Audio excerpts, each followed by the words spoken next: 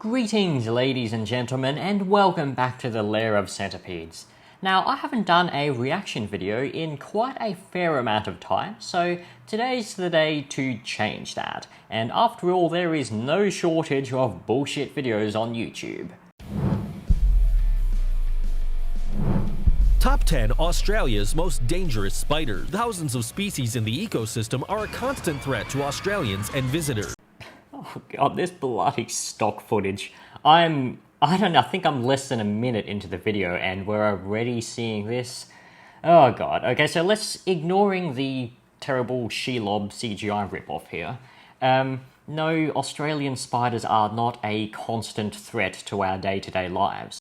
The funnelwebs, the most dangerous group of spiders in the country, haven't killed anyone in about 40 years. Number 10. Huntsman spider. Top 10 most venomous spiders in Australia, and we are starting off with one that is famously harmless. Incredible, or as put by David Mitchell, incredible as in not credible. It is also known as the giant crab spider because of its strong and hairy appearance. As a matter of fact, it is the huntsman's ability to move sideways very effectively that gives them the name of giant crab spider.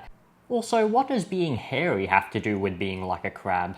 Due to its fast movements to hunt, it can mean a threat to anyone. If you're an insect, maybe. If you're substantially larger than an insect, which I think most humans are, then no, huntsman spiders are not a threat to you. But if they are bothered, we guarantee they will not hesitate to attack. Although fortunately, its poison is not deadly. Huntsman spiders, with the exception of females guarding egg sacs, are extremely passive, and you, quite frankly, would almost have to be doing something on purpose to get one of them to bite you. So about that whole guaranteed attack thing, that is, to use the technical term, bollocks. Perhaps the greatest danger posed by hunting spiders is their habit of entering cars and generating accidents after unexpectedly terrorizing drivers. Have you seen how some people drive these days? Huntsman spiders are the least of your worries on the road, I promise you. Number 9. Common garden orb weaver spider.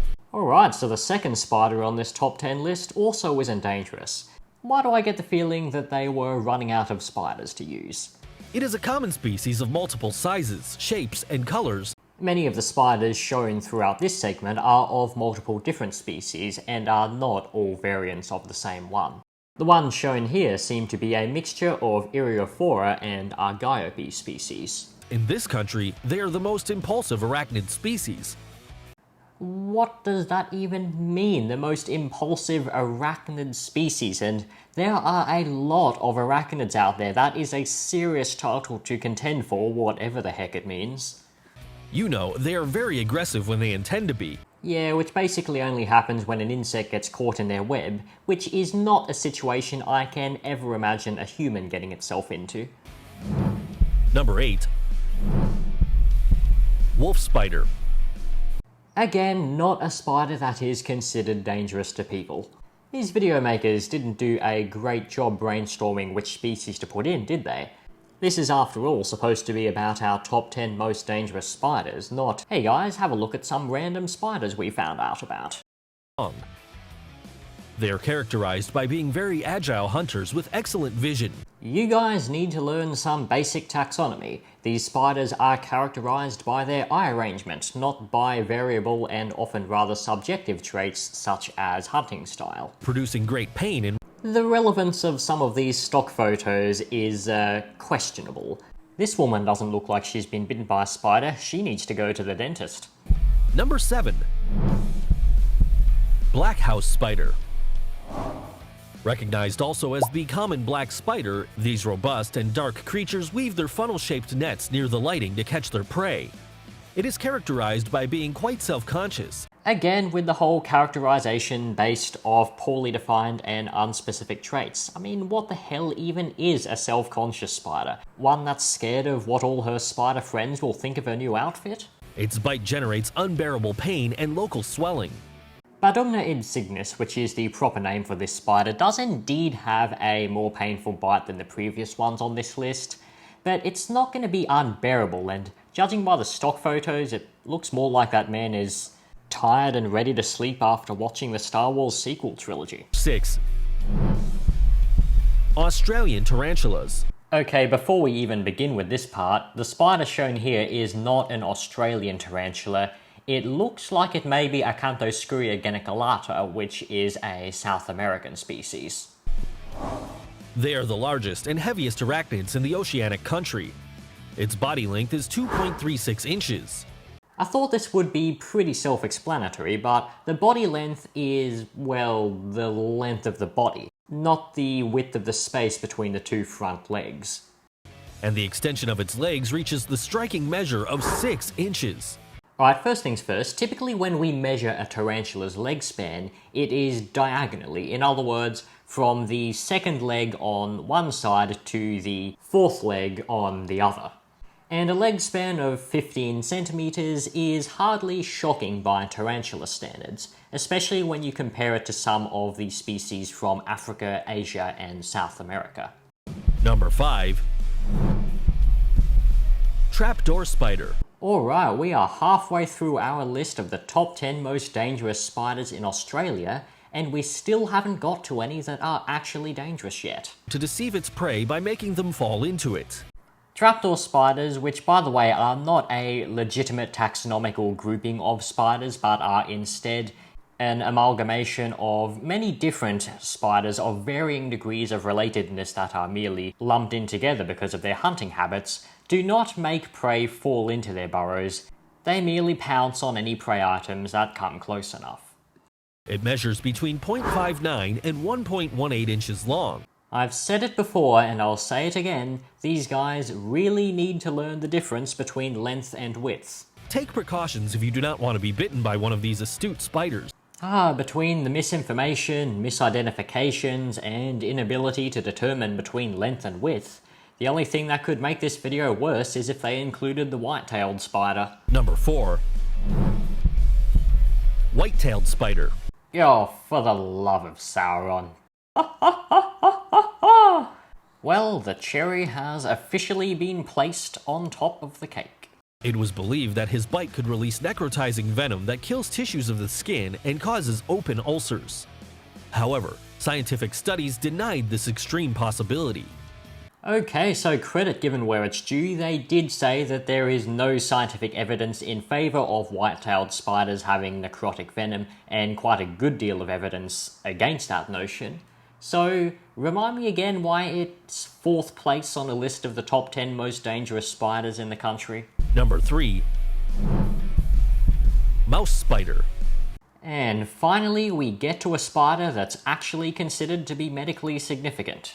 About bloody time. Its powerful jaws and large fangs allow it to hunt small mammals as well as insects. This may come as a surprise to some people because mouse spiders admittedly look pretty big in many photos, but they are actually tiny, and I really cannot imagine a mouse spider being able to hunt pretty much any mammal, to be honest. Don't forget that the poison is really lethal. First of all, venom. And secondly, mouse spiders have a very strong tendency to dry bite, and the massive majority of mouse spider envenomations are not serious, and no one has ever been killed by one. Number 2. Redback spider. So there was nothing about the section on redback spiders that I found to be glaringly incorrect, but I felt that I would mention, because they certainly didn't, that like with the mouse spiders, the massive majority of bites by redbacks are not serious at all. So if you get bitten, by all means seek medical attention as a precaution, but don't write your will out just yet. Add that to the fact that their timid, passive nature makes redback spiders highly reluctant to bite, and you have an animal that you really don't need to lose any sleep over. Number 1. Sydney funnel web spider. Ooh, what a great start. This image is not of a funnel web, it's actually of a male mouse spider. It is the most dangerous spider in Australia, owner of a highly toxic poison that it produces in large quantities.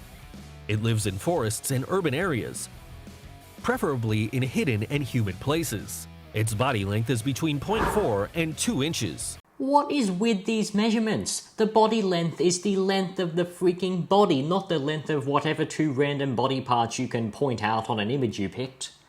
Also, a 5cm body length is a bit big for Atrax robustus, the Sydney funnelweb, although some of the other funnelweb species can reach such lengths, such as Hadronyche formidabilis and large individuals of Hadronyche virsuta, for instance. On the other hand, males are more active. Now, I didn't find many more errors to pick out on for the rest of the funnelweb section, but again, as with the redback, there were some pretty critical facts that they missed out on. Most notably, the fact that the majority of envenomations by funnelweb spiders did not cause severe symptoms. And while the funnelweb family, Atracidae, is without a doubt the most dangerous group of spiders in Australia, the overall risk they pose to people is still extremely low. Australian arachnids are really dangerous, don't you think? No, I don't think that, and neither, I'd wager, would most people whose knowledge about these spiders comes from actual experience combined with scientific research, as opposed to Google and YouTube. So that's the end of this video, and as per usual with the conclusions to my reaction videos, I will be ending with a little bit of a rant.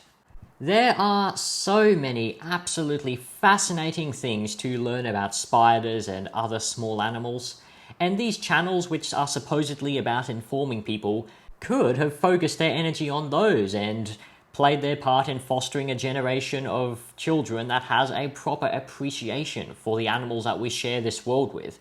But no, instead, they rely on cheap tactics and misinformation to prey on people's fears, all because they care not about informing people, not about telling the truth, but about how many views, clicks, and subscribers they can get. While there's people like David Attenborough out there who are doing their absolute best to make sure that generations upon generations of people become fascinated with the natural world, there are channels like this that are doing the absolute opposite. And I may be a tiny channel with almost negligible influence, but I will continue to counter this bullshit wherever I see it. Thank you all very much for watching, that's it from me, and I'll see you again very soon.